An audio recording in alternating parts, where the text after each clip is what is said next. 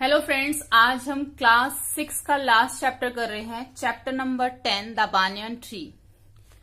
इस चैप्टर की जो रीडिंग है वो मैंने नहीं बनाई है। हम जो है इस चैप्टर के जो क्वेश्चन आंसर से स्टार्ट करेंगे और जो इसका बुक वर्क है वो स्टार्ट करेंगे। लेकिन हम थोड़ा सा जो है इसकी समरी मैं आपको ऑरली ऐसे ही बता देती हूँ ताकि आपको थोड़ा सा आइडिया लग जाए।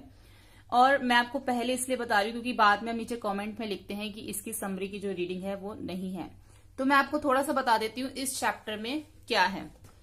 इस चैप्टर में जो है एक मतलब एनिमल्स के ऊपर है। ये जो मेन स्टोरी है वो है कोबरा की यानी कि सांप की और एक नेवले की।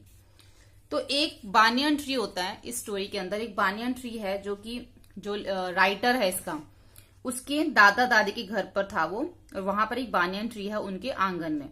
और उस ट्री के ऊपर जो है गिलहरी, घोंगा और तितलियां जो है वहां पर रहते थे। तो लेखक ने एक छोटा सा प्लेटफॉर्म जो है उस ट्री के ऊपर, मतलब एक छोटा सा हाउस आप कह सकते हो, वहां पर बना लिया। वो वहां पे जाके कभी कभी जो है वहां पे रेस्ट करता था। तो जो उसके भी काफी सारे जो ट्री के ऊपर छोटे छोटे से जो एनिमल्स है जैसे गिलहरी वगैरह ये सब आते थे, तो वो उसके फ्रेंड बन गए। तो अब गिलहरी जो है उसको डर नहीं लगता था, वो उसकी पॉकेट में से आके खाने की चीजें निकालती थी और वहां पर वह रहती थी। लेकिन जब स्प्रिंग का मौसम आता था तो उस पे बहुत सारे पत्ते आ जाते थे। तो और भी छोटे छोटे से जो छोटे छोटे से तोता है, मैना है, बुलबुल और जंगली कौवा और भी बहुत सारे जो वहां पर आ जाते थे उस ट्री के ऊपर, और वहां पे लेखक के पास आते थे। और जो लेखक था, जो राइटर था, वो ऊपर से नीचे की ओर देखता था। एक दिन क्या हुआ, जब कोबरा जो है अपने शिकार करने के लिए बाहर निकला, तभी नेवले ने उसको झाड़ियों में से बाहर आ गया। नेवला भी झाड़ियों से बाहर आ गया और दोनों जो है आमने सामने हो गए। दोनों के दोनों जो है बहुत ही अच्छे जो है फाइटर हैं, दोनों अच्छी लड़ाई में तेज हैं। तो कोबरा ने क्या किया, अपने आप को जमीन से जो है वो 3 फुट ऊपर उठा लिया और उसने नेवले की तरफ देखा। लेकिन जो नेवला था वो उसके जो फन है उसकी तरफ उसने फोकस कर रखा था कि मैं उसके फन पे अटैक करूंगा। दोनों के बीच में बहुत लड़ाई हुई। अब उन दोनों की लड़ाई देखने वाले 3 लोग थे। एक था लेखक, एक थी मैना और एक था जंगली कौवा। ठीक है। नेवला ने क्या करा, तेज तेज जाते वो उसके पीठ पर, नेवला जो था उसने एकदम तेजी से गया और उसकी पीठ पे उसने काट लिया। अब जो दोनों पक्षी थे, कोबरा को उन्होंने सोचा कि कोबरा मर गया, और दोनों पक्षी कौन, जो मैना और जंगली कौवा देख रहे थे ऊपर से, उन्होंने सोचा कि ये तो मर गया है, इसका जाके हम मांस खाते हैं, इसको खाते हैं। वो दोनों के दोनों जो नीचे आते हैं, कौवा और जो मैना, वो आपस में टकरा जाते हैं। फिर दोबारा वो ट्राई करते हैं लेकिन फिर भी वो नीचे तक नहीं आ पाते, फिर टकरा जाते हैं। तीसरी बार में जब वो नीचे आते हैं तो कौवे को जो है वो सांप, तीसरे में जो है कौवे को जो सांप वो काट लेता है, क्योंकि वो पूरी तरह मरा नहीं होता, वो उसको काट लेता है और कौवा जो है वो मर जाता है। और वो जो मैना होती है वो साइड में पौधे में बैठे देखती रहती है। जो लड़ाई है बहुत देर तक चलती है। कोबरा बहुत थक जाता है, कमजोर पड़ जाता है। नेवला उसको बहुत टाइटली उसके जो नोज के पास से पकड़ लेता है, और सांप अपने उस जो नेवले के ऊपर कुंडली मार ली उसने, लेकिन फिर भी उसकी इतनी ऐसी हालत थी कि वो और लड़ नहीं सकता था। तो नेवले ने क्या किया, उसे घसीट के झाड़ियों में ले गया, और मैना ने पौधे के नीचे उड़कर आई और उसने देखा, झाड़ियों में झांका तो उसे कुछ नहीं मिला, वो उसको निराश होना पड़ा। तो यही था जो मेन स्टोरी में है, और पूरे चैप्टर में डिटेल में दे रखा है। तो मैंने आपको जो मेन बता दिया कि स्टोरी में क्या है। तो यहां से अब हम स्टार्ट करते हैं working with the text. Complete the following sentence. इन सेंटेंस को हमने जो कंप्लीट करना है। तो फर्स्ट है, the old banyan tree did not belong to grandfather but only to boy because the old man was not strong enough to climb it. वो जो ट्री था वो तो वैसे उसके दादा दादी का था, लेकिन अब वो उसके साथ कोई बिलोंग नहीं है, क्योंकि वो इतना बूढ़े हो चुके हैं, उसके दादा ओल्ड हो चुके हैं कि वो उस पर चढ़ नहीं सकते। बट ओनली द बॉय, अब वो जो ट्री किसका हो गया, उस लड़के का यानी कि राइटर का हो गया। ठीक है। तो old man was not strong, वो इतने स्ट्रॉन्ग नहीं है कि इनफ टू क्लाइम इट, जो उस पर चढ़ सके। नेक्स्ट है, the small grey squirrel became friendly when, जो स्क्रेल थी, गिलहरी थी, वो बहुत ही ज्यादा फ्रेंडली हो गई थी। It found that the boy carried no catapult और air gun in his hand. जब उस गिलहरी ने देखा कि ये जो लड़का है ये अपने साथ कोई भी मारने वाली चीज नहीं लेके आया, कोई गन लेके नहीं आया, तो वो उसके साथ उसकी दोस्ती हो गई। When the boy started to bring him pieces of cake and biscuit, the squirrel, जब वो लड़का जो लेखक था जो उसने अपने साथ अपने कुछ केक के पीसेस और बिस्किट लेके आया, तो बिकेम जो स्क्रेल थी became bold enough to take piece of food from his hand, तो बड़ी बहादुरी से वो उसके हाथ से लेके खाने लग गई। इन the spring the banyan trees, जब स्प्रिंग का मौसम आता था तो जो बानियन ट्रीज था वो भर जाता था किससे, was full of small red figs से, बर्ड से, all kind would come there, सब वहां पे आ जाते थे। The banyan tree serve the boy as a reading room, जो बानियन ट्री पे उसने क्या बना रखा था, एक छोटा सा कमरा सा बना रखा था जहां पे वो रीडिंग रूम जिसे कह सकते हैं। Where he had made rough platform, एक रफ प्लेटफॉर्म था जहां पे वो बैठता था और बुक्स पढ़ता था, sit and read books. The young boy spend his afternoon in the tree, जो वो लड़का था वो दोपहर को अपना समय वहां पे ट्री पे स्पेंड करता था। Leaning against the tree reading story book, वहां पे वो आराम भी करता था और स्टोरी बुक्स भी पढ़ता था। अब यहाँ पे मोंगूज और कोबरा के बारे में लिखना है कि जो मोंगूज हैं वो एक ग्रेट फाइटर है, कोबरा क्या है, स्किल्ड एंड एक्सपीरियंस्ड फाइटर है। Mongoose very clever and swift, और कोबरा क्या had broad hood and poisonous teeth, ठीक है। मोंगूज मेड कलेक्ट मूव, और cobra swift in speed and attack, यानी कि ये इसकी क्वालिटीज है और ये इसकी क्वालिटीज है। वो बहुत अच्छा फाइटर है, क्लेवर है, जंप मारने में भी क्लेवर है मोंगूज, और ये जो है उसके जो दांत हैं वो किससे भरे हुए हैं, जहर से भरे हुए हैं, और वो भी अच्छा तेजी से अटैक करता है।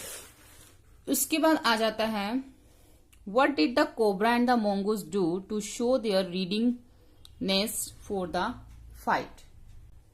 अब कोबरा ने और मोंगूज ने जो क्या किया, मतलब कोबरा ने और नेवले ने क्या किया, जब वो आपस में फाइट कर रहे थे तो उन्होंने किस तरीके से जो है वो फाइट करी।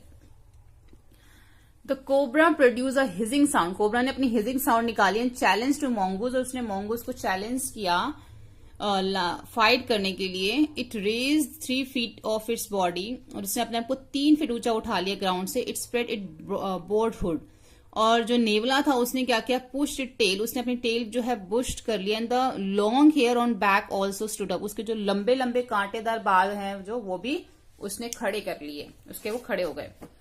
Who were the others 2 spectres, कौन और 2 लोग कौन थे जो उसको देखने वाले थे। व्हाट डिड दे डू, उन्होंने क्या किया। डिड दे वॉच और did they join in the fight, जब वो देख रहे थे और जब उनकी फाइट हो गई तब उन्होंने क्या किया। In addition to the narrator, मतलब नरेटर तो देख ही रहा था, and the 2 other onlookers of the fight were myna and a wild crow, यानी कि मैना और वाइल्ड क्रो जंगली कौवा देख रहे थे। First of all this set on the cactus plant to watch the outcome to the fighter, पहले तो जो है वो कैक्टर प्लांट्स के ऊपर जो बैठ के उसको देख रहे थे।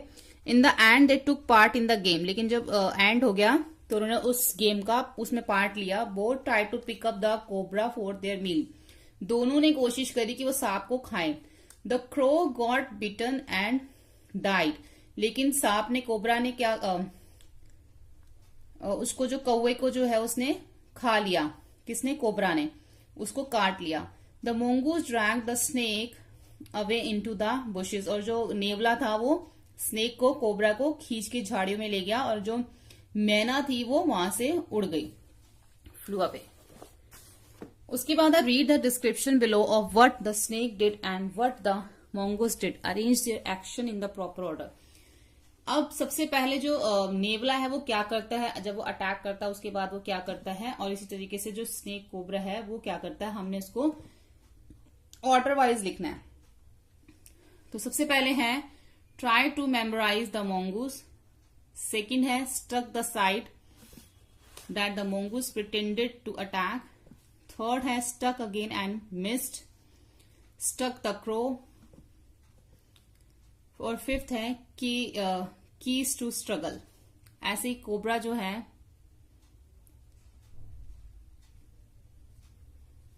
Refuse to look into the snake eyes, ये जो है ये कोबरा का है और ये है वो मोंगूज का है।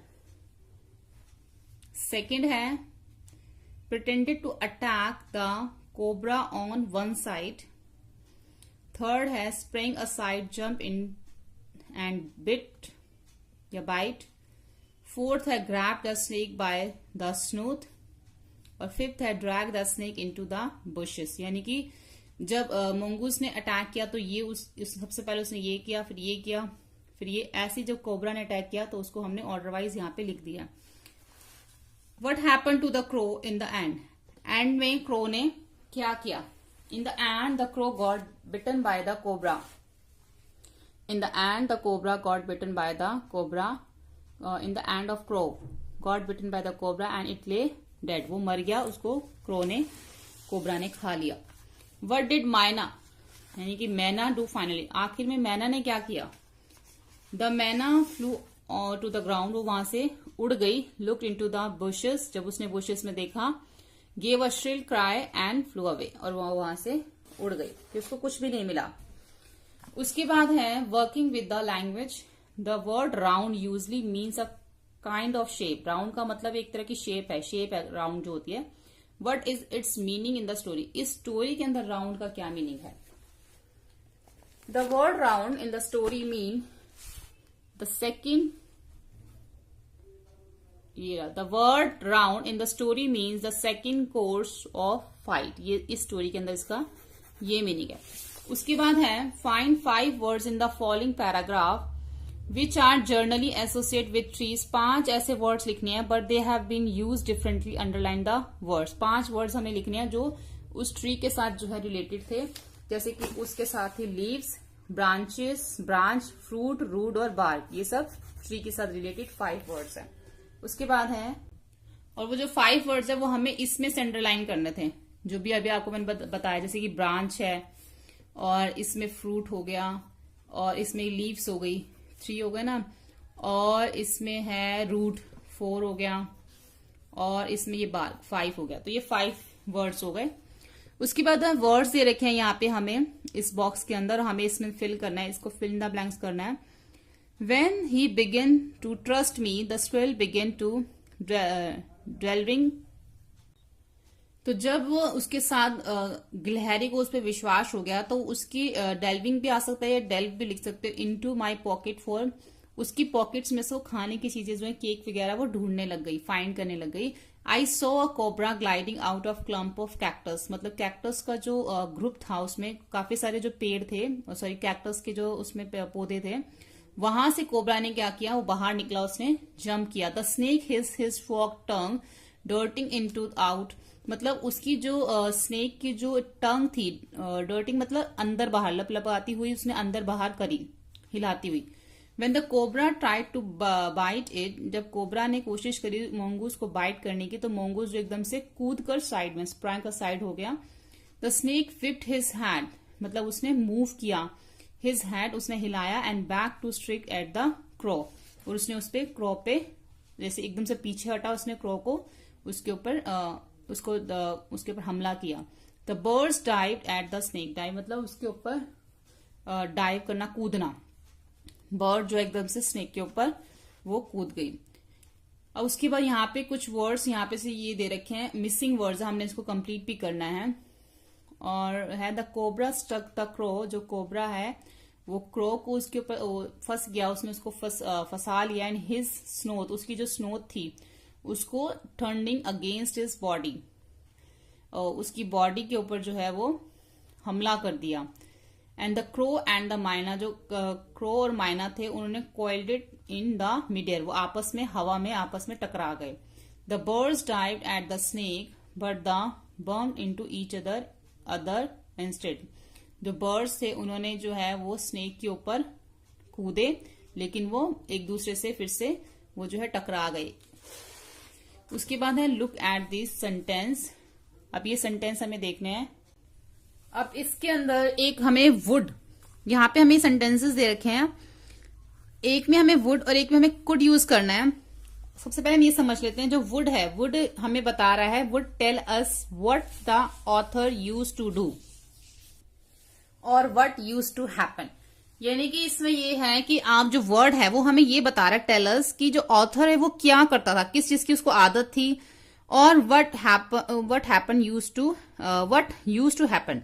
ऐसे इसमें है इन द स्प्रिंग, जो स्प्रिंग का मौसम आता था, birds to all kind would flock into the banyan trees branches, यानी कि जो पक्षी थे वो यूज टू थे, उनको आदत थी कि वो जैसे ही स्प्रिंग का मौसम आता था तो वो सब उसके ऊपर बानियन ट्री पे आ जाते थे और वहां पर शोरगुल करते थे।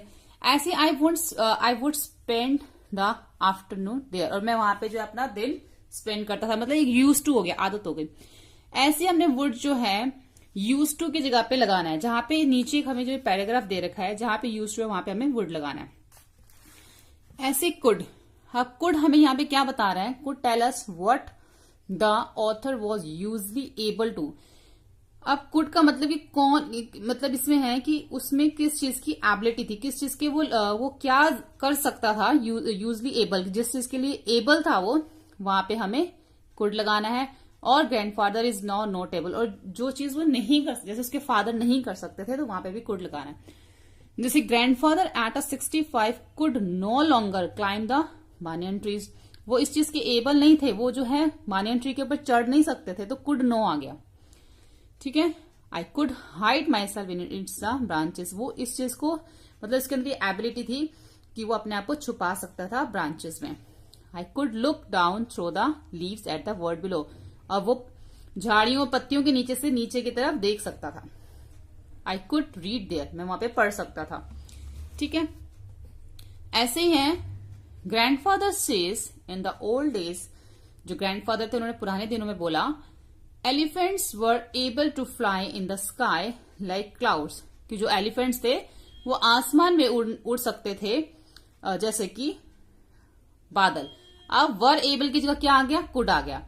दे were also able to change their shapes, वो अपनी शेप भी बदल सकते थे, तो वहां पे भी वर ऑल्सो एबल की जगह कुड आ गया। They use to fly behind clouds and frighten them, और वे यूज टू की जगह क्या आ गया, वुड आ गया, कि वो जो है क्या कर सकते थे, दे यूज टू, उनको आदत थी, वो ये काम कर सकते थे, अपने आप को बादलों के पीछे छुपाना और डराना।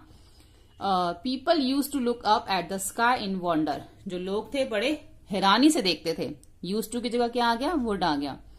Because there was no electricity, क्योंकि वहां पे कोई भी बिजली नहीं थी। He use to get up with the sun, और वो सूरज के साथ जो है वह उठता था। ही यूज टू की जगह आ गया would. And he use to go to bed with the sun, जैसे सूरज डूब जाता था और वो सोने चला जाता था, यूज टू की जगह आ गया वुड। लाइक द बर्ड, जैसे कि पक्षी करते हैं। Like the owl he was able to see quite well in the dark, जैसे उल्लू जो है रात के अंधेरे में देख सकता है, ऐसे वो भी इस चीज को देखने के काबिल था, इसलिए कुड आ गया। He was able to tell who was coming by listening to their footstep, और वो इस चीज के भी एबल था कि वो सुन सकता था, किसी के पैरों की आवाज से उसको पता चल जाता था कि कौन आने वाला है। ठीक है, उसके बाद है यहाँ पे speaking. Look at this sentence, the tree was older than grandfather, जो ट्री था वो ग्रैंडफादर से भी पुराना था। ग्रैंडफादर वॉज 65 ईयर्स ओल्ड, तो जो ग्रैंडफादर थे वो 65 ईयर्स के थे। How old was the tree, can you guess, तो बता सकते हो कि ट्री कितना पुराना होगा, गेस कर सकते हो। उसके बाद है the tree was as old as Dehradun itself, tree इतना पुराना था कि जितना देहरादून। ठीक है, अब इसमें एज आए, एज ओल्ड एज, ऐसे में इसी से रिलेटेड अभी हमने आगे करना है इसमें। Suppose Dehradun is 300 year old, मान लो कि देहरादून 300 साल पुराना है, तो हाउ ओल्ड इज ट्री, तो ट्री कितना पुराना हुआ, वो भी 300 साल ही हुआ ना। When two things are the same in some way, जब दो चीजें एक जैसी होती है, एक ही वे में, एक ही तरीके में एक जैसी होती है, तब हम यूज करते हैं एज डैश एज, जो भी वर्ड आएगा बीच में, लेकिन 2 बार एज आता है। Here is the another set of example, और एग्जाम्पल यहाँ पे दिए हुए हैं, जैसे कि mister Sinha is 160 centimetre toll, mister Sinha 160 centimetre लंबे हैं, और मिस्टर गुप्ता इज 180 सेंटीमीटर, और जो मिस्टर गुप्ता है वो 180 सेंटीमीटर लंबे हैं, और मिसेस गुप्ता है वो भी जो है 160 सेंटीमीटर टॉल है। तो अब किन किन की हाइट एक जैसी हो गई, मिस्टर सिन्हा और मिसेस गुप्ता, तो क्या लिखेंगे, Mrs Gupta is as tall as Mr Sinha, कि जो मिसेस गुप्ता है वो मिस्टर सिन्हा के जैसे ही लंबी है, एज। ठीक है, use the word in the box, नीचे में वर्ड्स दे रखे हैं। Speak about the people and things below using as और ईआर भी लगेगा और देन भी लगेगा। देखो कैसे, टॉल टॉलर दे रखा है, यहां से देख लेते हैं। पहले तो हाइट की बात हो रही है, जेबा की हाइट 155, रूबी की 150, रानी की 155। अब जेबा और रानी की सेम हो गई ना, तो जेबा इज एज टॉल एज रानी। अब इसमें जेबा इज टॉलर देन रूबी, यानी कि जो जेबा है वो इससे लंबी है। देखने से पता चल रहा है ना, जेबा लंबी है और रानी भी रूबी से लंबी है। तो ये दोनों जो हैं वो इससे लंबी है। एक बार तो हम ये बोल देंगे इन दोनों की हाइट सेम है, एक बार हम ये बोल देंगे ये लंबी है रूबी से, और एक बार हम ये बोल देंगे कि ये दोनों ही रूबी से लंबी है। तो रानी इज टॉलर देन रूबी, ये भी जो है इससे लंबी है। अब रूबी जो है वो शॉर्टर है किससे, रूबी छोटी है किससे, रानी एंड जेबा से। रूबी इज शॉर्टर देन जेबा एज वेल एज रानी। ठीक है, तो इस तरीके से पहले तो हमने बोल दिया कि जेबा जो है वो रानी के हाइट दोनों की इक्वल है, और दूसरी बार में जेबा जो है वो रूबी से लंबी है, तीसरी बार में रानी भी रूबी से लंबी है, और फोर्थ टाइम में जो रूबी है वो शॉर्टर है, छोटी है किससे, जेबा एज वेल एज रानी। उसके बाद विजय का भी ऐसा ही है, जो विजय है वो स्ट्रांग है, देखो 50 kg और अनवर है 65 kg। तो Vijay is stronger as Akshay. अब विजय और अक्षय जो है वो as is a stronger as, दोनों जो है एक जैसे ही स्ट्रांग है, strong as. Anwar is a stronger than, Anwar जो है वो दोनों से स्ट्रांग है, Anwar is a stronger than Vijay as well as Akshay. देखो यहाँ पे जो वर्ड्स दे रखे हैं हम वही यूज कर रहे हैं। उसके बाद neither Vijay nor Akshay is an strong as Anwar, ना तो विजय इतना स्ट्रांग है ना ही अक्षय जितना कि अनवर स्ट्रांग है। ठीक है, उसके बाद आ जाता है टेम्परेचर, सिटी। अब शिमला का 6 डिग्री आ रहा है, गंगटोक का 6 डिग्री और श्रीनगर का 2 डिग्री। तो Shimla is as cold as Gangtok, और शिमला एयर और Gangtok are not as cold as Srinagar. Shimla is not colder than Srinagar. ऐसी पेंसिल की बात हो रही है। Rumi pencil is long as Raja's pencil, and Mona's pencil is longer than that Romi और राजा। सिटी का टेम्परेचर है दिल्ली 43, चेन्नई 39 और Nagpur 43। Delhi is as hot as Nagpur, Chennai is not hotter than Delhi, और Nagpur and Delhi is hotter than Chennai.